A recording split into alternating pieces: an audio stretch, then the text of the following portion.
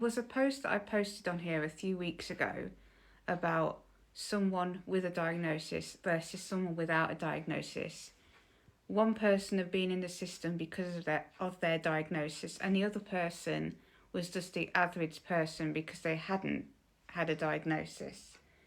Both were similar things, but the person who had a diagnosis, who had been in the system, had it brought up for the rest of their life. And this illustrates the point that those of us that have been in the system and had things assumed about us put on file will never have a life because it is what it is, basically. When I had my son and was put on a plan, I came back here and heard everything in a receiving in conference, you know how they have to transfer areas, that was kept round here, which weren't true. It was all based on truth, but lies, you know, how they manipulate it to make them sound better. We can't have that. Like, when I came back here, it had been 9 years since I even lived here.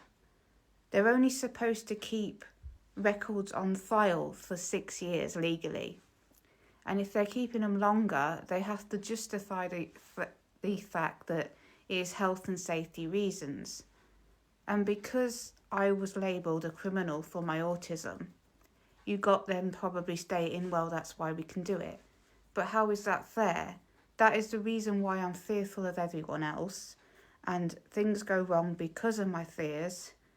And I try to explain that to people, but they can't seem to understand that. And I've come to the point now where I no longer try to explain anything because I get ignored and or reported. So what is the point? I'm not going to put myself out there trying to look like a decent person when all the system does is turn it around on you. And I'm sorry, but it is what it is. And why do I always get a spot when I'm doing a video?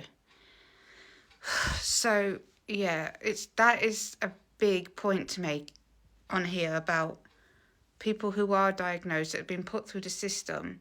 They are more likely to lose children to the system. I'm not saying everyone does, because it is a thing that is on an individual basis. But if you've been labelled when you shouldn't have been because people didn't understand you, because people don't understand autism in general, especially in women, so it just carries on.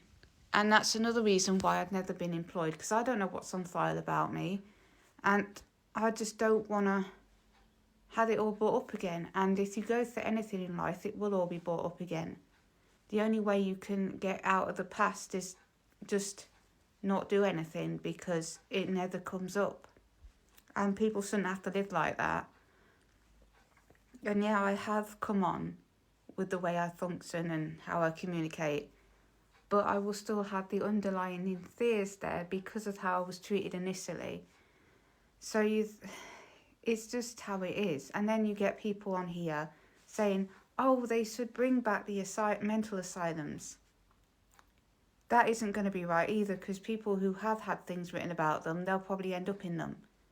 And I'm not saying that everyone doesn't need to be put in care like that, but there are people like myself who are on the functioning level that if they got put in something like that, that would be detrimental to their being. That would take them backwards, and that's not a positive step forward.